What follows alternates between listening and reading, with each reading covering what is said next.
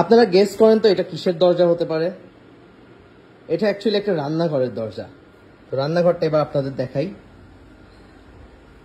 ফার্স্টে নিচে আছে ক্যাবিনেট, উপরে শেলফ, বাট এই যে ড্রয়ার গুলো আছে এগুলোতে এখানে ভেন্টিলেশন সিস্টেম করা হয়েছে দুই পাশে। এরপরে এখানে আছে ফ্রিজ, আরো শেলফ,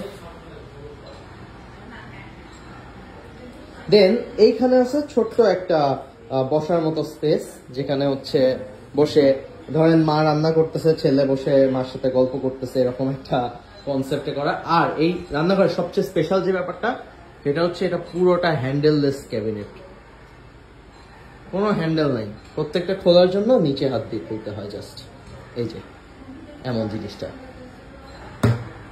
ওকে, দেন এটা হচ্ছে স্টোভ।